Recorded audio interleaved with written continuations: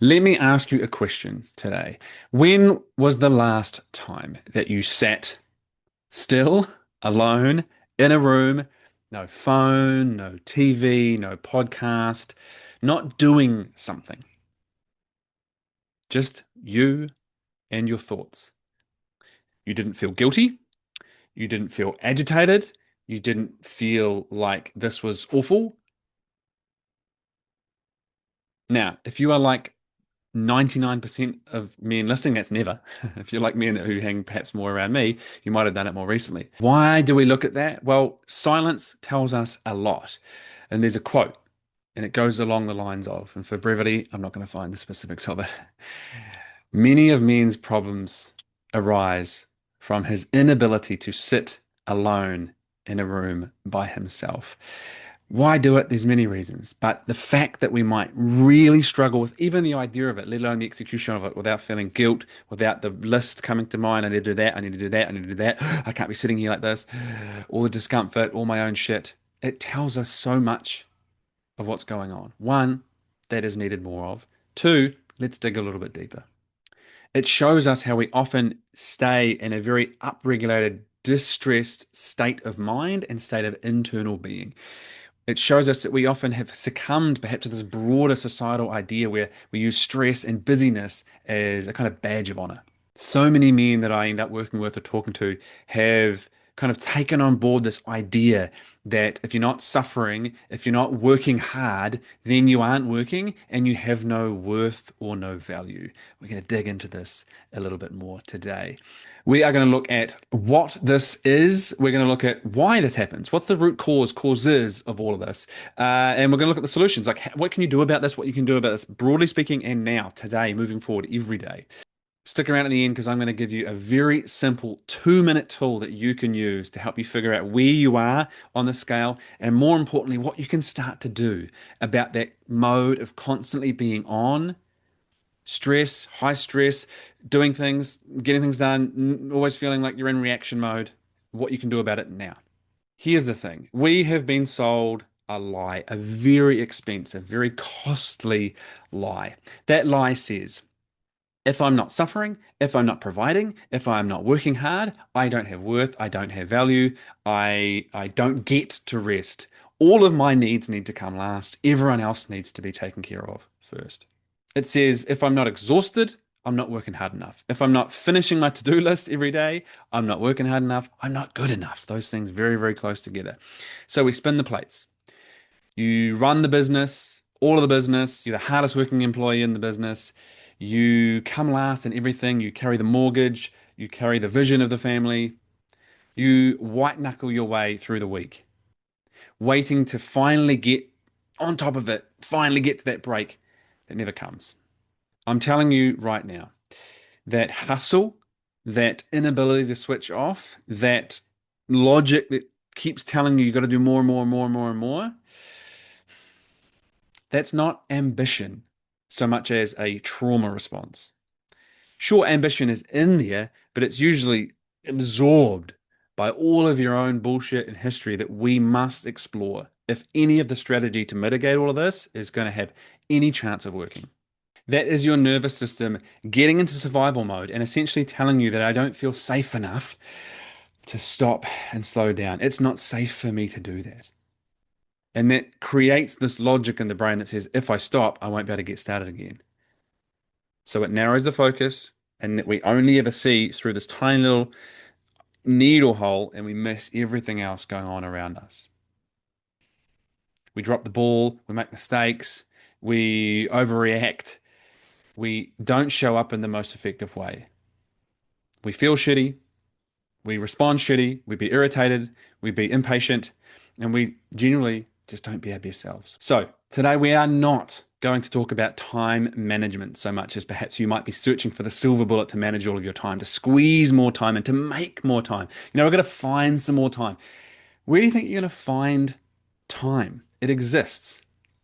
It's what you do with it intentionally and what's going on physiologically in your body. We are going to talk about how you have become addicted to your own cortisol and how to stop before the engine blows up, to give some care and attention to a little bit of assessment. We'll look under the hood and see what's happening to the engine instead of just revving it into the red all the time.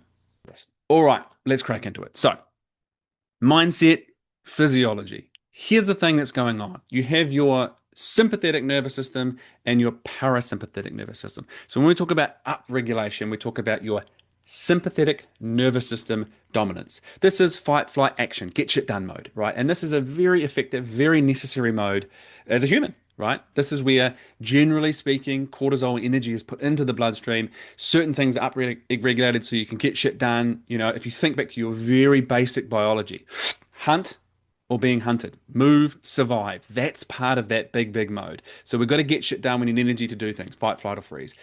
At the same time, what's happening is certain things are down regulated or switched off, right? You don't need to be too creative. You don't need to have big vision. You don't need your digestion switched on, for example. So when you eat on the run all the time, your digestion really never gets a chance to do what it needs to do. That is your sympathetic nervous system. And the general mode that you might recognize for that is fight or flight or response to threat mode. An email comes in, right? A call comes in, someone cuts you off in traffic. You know, your partner says that one thing, and you're constantly in that mode, right? Again, cortisol is a great thing, but your body, your brain, your system can't recognize the difference between that type of threat or perceived threat, something that you have that cortisol spike response, and the cliched tiger chasing you in the savannah. Your body is going into threat mode. And great for moments when it's needed, but when we spend so much time there, when that becomes our normal response and it's super ineffective, we stay in high cortisol mode all the time. Very, very dangerous for your overall health. So when you are waking up and checking emails straight away, when you're waking up in the middle of the night and doing that, or worrying about things with the business or the relationship, when you're arguing with customers, when you're avoiding having big conversations and building it up in your head, when you're constantly getting into conflict with your partner, with your kids, about the mortgage, stressing about this thing, the body thinks it's being hunted, for lack of a better term. It is in that mode. And so physiologically, cortisol are in the body, adrenaline is in the body, and those things move us quickly, but when they stay in our body, when that's our consistent state of being, they drain us, they deplete us, they weaken us immensely. Now, one of those things, as I said, down regulation, blood leaves the gut, digestion stops happening. This is where you might have those symptoms physically that's going on through here, indigestion, heartburn, etc. It leaves the reproductive system that can create low libido. It impacts the hormones around there. It goes into the muscles for you to do something, right? You'll hold tension in your jaw, in your shoulders, in your body. You might even notice that that's you day to day. You might notice it right now. And then we have the parasympathetic nervous system, and that is what we might call the rest, digest, and repair mode. And part of our job as a human is to be able to navigate and switch and balance or integrate between these two modes. Rest, digest, repair. Some of the clue is in the title there. When we eat, we want to be in that mode, not on the go, not doing things, to give your body a chance to do what it needs to do. Saliva, stomach, gut, digestive enzymes, repair, rest. So many men in this mode have this logic going on that says, I need to do more, I need to do more, I need to do more, and then I can rest. Missing that, it's a process of diminishing returns. What we need to be able to do is slow down, stop, so we can see and aim and then direct again. That's the benefit of transitioning between meetings, between moments. It's the benefit of slowing down so you can see what's going on. My wife's talking about the dishwasher. Is it really about the dishwasher, or is it that I never listen to that thing that she requests of me, and so perhaps it's because she doesn't feel heard. When you're in the moment of conflict avoidance and fighting, flighting, you don't see that. The ability to step into parasympathetic nervous system is both a skill but a necessary function of being a human.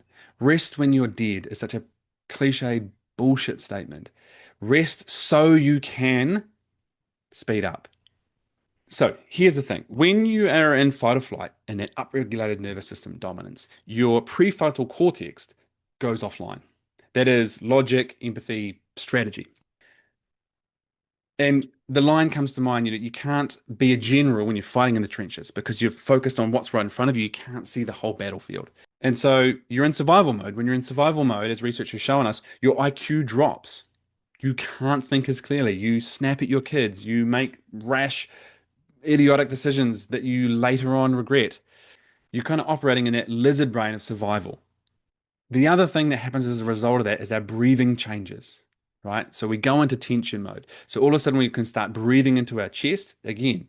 Okay, in moments out there on the battlefield, on a sports field doing exercise. But when we breathe fast and shallow, and when we do that all the time into the upper chest, we dump way too much carbon dioxide. As a result, your carbon dioxide, your CO2 tolerance drops, and this kind of becomes the fuse.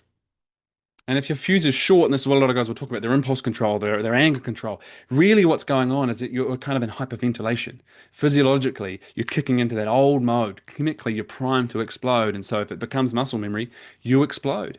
There is a physiological thing going on here, and you can't outthink it, but you certainly can't stay stuck in that and hope for something else to change. So where this brings us to is a couple of questions. First of all, we might want to ask ourselves, well, what do we do about it? What do we do about it? Let's give you some strategies to breathing and relaxing and letting go of tension, all very valid. But any strategy, approach to anything, be it fitness or something like this, is very flimsy if we don't have the foundation, right? If you wanted to lose weight and you said to me, Mike, I want to lose weight, what do I do? We would say, exercise regularly and eat well, right? There's a lot of nuance in that, but that's the gist. That's it. Are you doing it? Are you doing it regularly? Most people don't. So the question isn't what's the strategy? It's important. Obviously, it's important. Why don't you do it? Why haven't you allowed yourself to do it in the past? What do you believe about yourself, or what do you need to believe about yourself in order to be able to do it? We have to look beneath the surface of what is causing you to act in this way. And so for something like this, you might ask yourself, why do you say, I will relax when, but never do? Or I just need to get X done and then that thing never happens. I just get the to-do list done, and guess what happens? The nature of a to-do list is I add more to-dos on there, and I stay stuck in that cycle. One of the biggest challenge for so many men when it comes to this mode of being, redlining it, is we have equated our output, what we can accomplish, what we can do, how hard we work, to our worth. We only have worth or value if we are working hard, if we are suffering, if we are producing. If I'm not, who am I? What good am I? It's a very, very dangerous place to be. And it is the kind of thing that undermines and underpins everything. All the strategy in the world will not even touch the sides if that is your operating system. And that's what we talk about when we say that software needs an upgrade. Something for you to look at in this is if you attach any of your sense of self and your identity to what you do, to what you accomplish, to how hard you work, to your job, your status, to the success, monetary or otherwise, the approval, the respect that you might get from that. Now, that's not to disregard, of course, needing to provide for your family, to create wealth, opportunity, abundance, all of those things are great. But the question that is often avoided, unknown in that, is how much is enough? How much money do I need for financial security? Beyond that, how hard do I need to work? If I stop working and I had some money, what would that say about myself? We start to ask these questions, we might meet some really uncomfortable confrontations and truths and ideas about where we place our worth, our value, and how we keep generating that mode of do, achieve, achieve, achieve, red line, red line, red line all the time. Because that mode, both physiologically, it keeps generating itself as we go into shallow breathing, that becomes a stressor and we do more of it. Psychologically, it's the mode that keeps justifying more of itself. If it's going to do this, it's going to do this. Don't stop, don't break, don't stop. Just keep doing more, keep doing more, keep doing more. And the narrower a focus you get, the less able you are to see clearly of what is actually effective for you, the less able you are to perform effectively. And so that becomes kind of an addictive drug, that busyness. Of course, adding to that, we have really adopted this idea collectively that, busyness equals success. We use work as distraction, the same way we might use alcohol or porn or social media to distract ourselves from stopping and being with ourselves. To ask the question, who am I? What's important to me? What do I want to do? How do I be intentional with my choices? It's very easy to get caught up in that because it gives me reasons not to look at what isn't working, what I want, and what that's going to ask of me. We use this stuff to numb ourselves so that we don't have to feel. And this is why a lot of guys will say, I feel numb. It's not really that you're numb, it's that you're full and you need to put some shit down and empty and let go and decompress. Then face what comes into that space. And so what we'll often do is we'll create chaos, often at the same time being victim to it, to avoid having to feel and to create a sense of importance and to feel needed and to feel valuable. And those things are important to men, by the way. But if you're relying on those, you might talk about it in a way that we talk about codependence in a relationship. That is the thing holding you up. Take that away, you fall over. And so often the state for a lot of guys is that you feel like you are stressed because the business is busy, your work is busy, your life, the relationship, your partner is crazy and the demands. The business, your life is crazy because you need that stress to feel alive and to feel useful. And that is often a very confronting thing to face. If you take those away, who are you? How do you feel about yourself and your worth and your place in the world? Now, I spoke earlier about it's not being ambitious, it's a trauma response. That's a big line.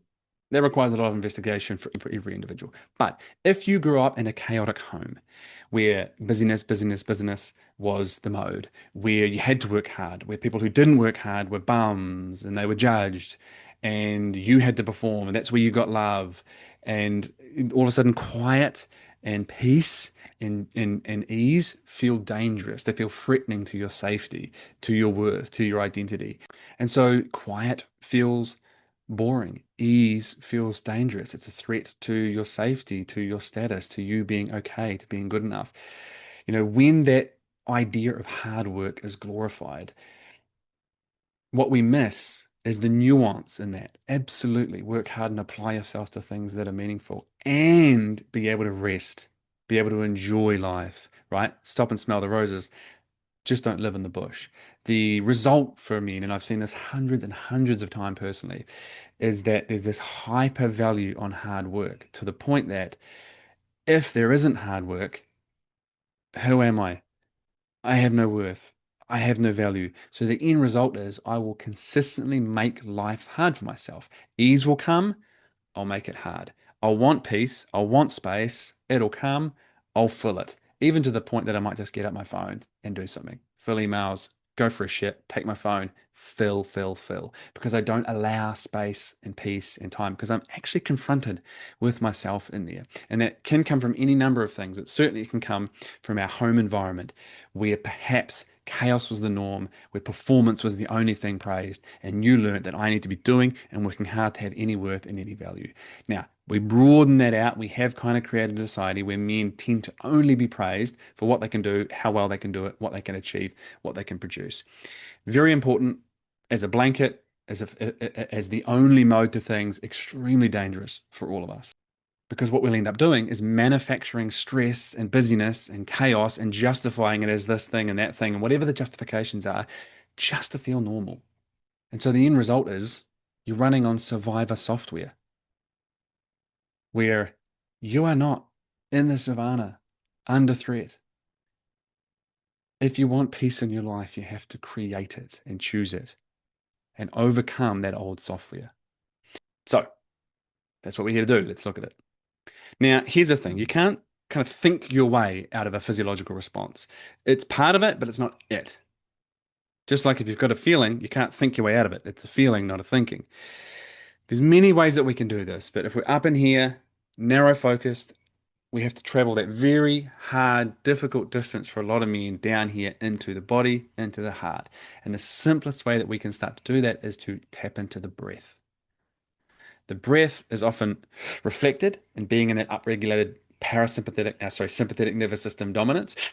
Short breaths, tension, breathing out through the intercostals and the ribs as opposed to with our diaphragm expanding out. We go up, short. It might not be with the mouth, of course, it might be with the nose. Either way, that's the mode that is going to keep us moving. And so we can kind of take charge of that to bring us down regulated. It is the remote control for the nervous system, for your nervous system, and the start of plugging in to change and upgrade the software, let's call it. So here's one of the first things that we can start to do. For you, it might be a moment of conflict with your partner. It might be an email that came in that really pissed you off, or disappointment from a client, or a phone call that was really hard or that you have to take, and you're finding yourself being very high in tension, clenching the jaw, shallow breathing, really ineffective up here, worst case scenario, overthinking, ruminating. What we want to do is create space, calm, so you can ground yourself, see, and navigate calmly. The first strategy that you're going to do is the physiological sigh. Now, you might have heard about this, seen this before. We're going to do a double inhale. The first one is kind of a big full inhale, and then when you feel like you're getting towards the top, you take a final little bit to just fill up that final little piece of the lungs. You're going to hold it for a few seconds and then you're going to do a big long exhale out through the mouth. Now, do this however you want. What I suggest as a sigh is to actually make it audible. Now, this might be more appropriate or less appropriate depending where you are, but sighing, you watch, close your eyes and actually tune into how you feel and what you notice in your body when you do this. Now, this manually kind of offloads carbon dioxide and it tells the vagus nerve, like the threat is gone, the tiger is gone, we can relax, we can relax, we can relax. So, I invite you right now to close your eyes and go through this. You're going to take a big breath in through the nose. You're getting towards the top there, and then again, a second little one. Hold, two, three.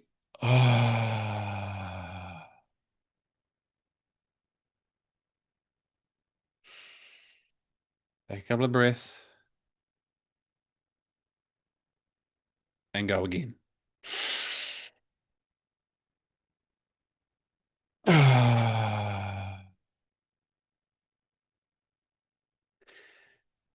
Stop this for a moment in a second and pay attention to what did you feel? What went on for you there? Write it down. What did you feel in your body as you breathed in, as you let go, the shoulders, the jaw, as you like audibly and physically let that sigh out? Now, again, use that in moments, use it as a practice, use it between meetings to transition, to broaden the scope, the vision again, to come in grounded, calm, clear, whatever it might be. But use it. Second, we have another, there's many ways you can use this, but another form which is called box breathing. Box breathing, very simple. 4 seconds in, 4 second hold at the top, 4 second exhale, 4 second hold, and repeat. This builds carbon dioxide tolerance. It kind of lengthens the fuse a little bit. Now, you don't need, to be on a yoga mat or anything like that. You can just use this anywhere in your truck before you get out, before a meeting, going to the toilet and do something quickly if you need some privacy. If you're in the middle of a conversation, a challenge, a bit of conflict with your partner, so you know what? Never be embarrassed, never feel ashamed to take a moment, ask for a moment to create some space so you can come back more centered, more grounded, more clear.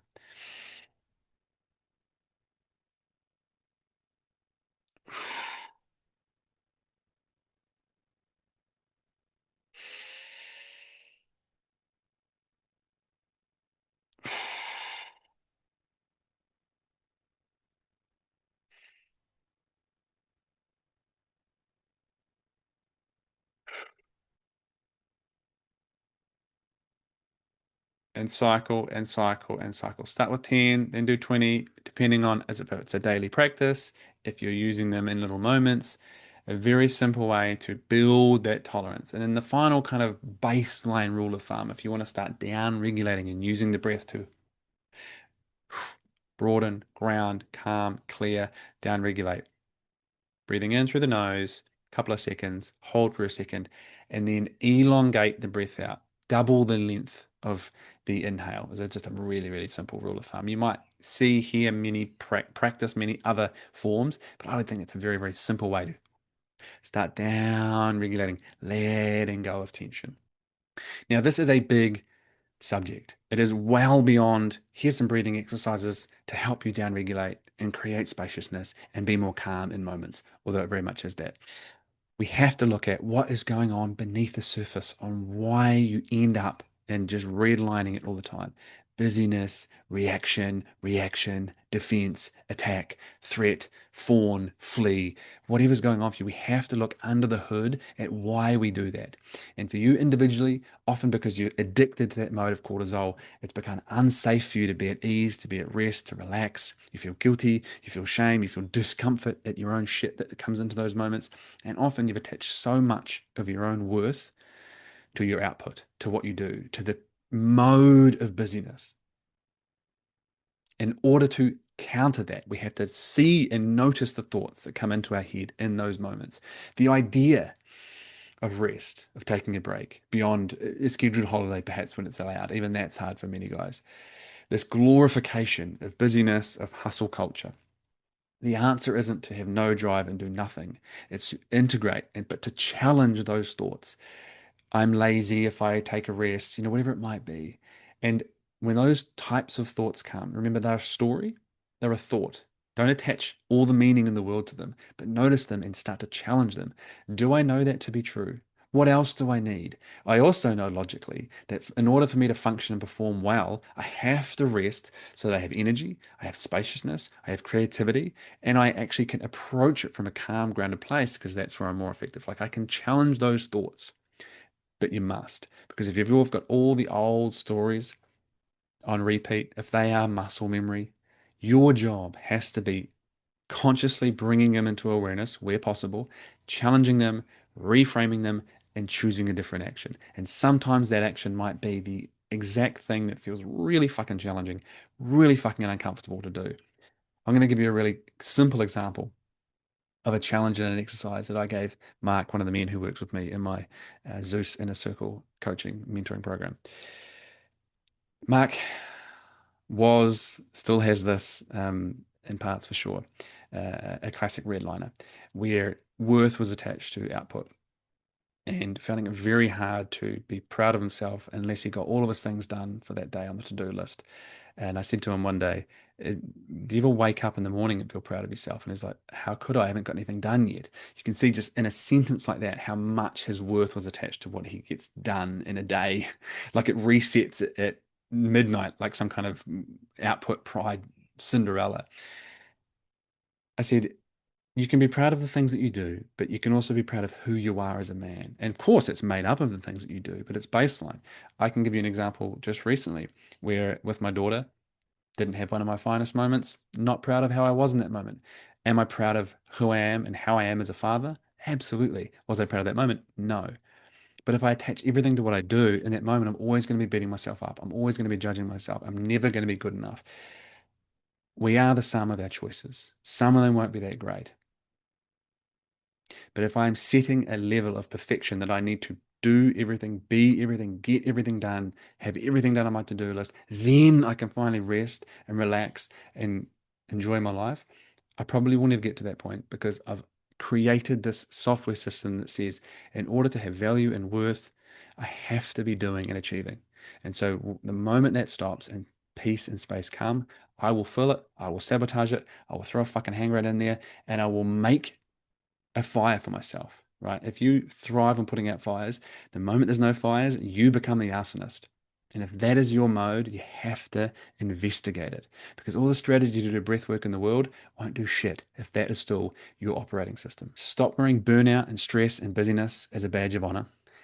It doesn't make you a martyr, it makes you a liability. The more you weaken yourself, the more you come last all the time, the weaker you are for everything else, the less effective you are in all of your other things that are important and all the other responsibilities, be it business, work, family, being a partner. The family needs to be provided for. They want opportunity and freedom and financial security, but they also need you. They need your presence. If your providing comes with a heart attack or an unpleasant dad and partner to be around, they don't want that. Talk to them about that. They want the solid, grounded, present, fun version of you, not the frantic, redlining version. And it doesn't have to be one or the other. You can have drive and you can have spaciousness, right? You can have determination and application and purpose, and you can have spaciousness and joy and lightness.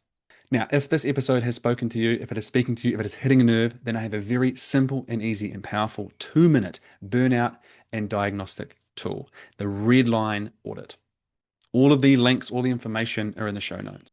If you know that you are the bottleneck, if you know that you are white knuckling life, business, relationship, if you are holding on by a thread, but you can't get past that logic, even to justify doing a 2-minute audit, then something needs to change. Something needs to give. You might need to just get straight on the phone with me and look at coaching.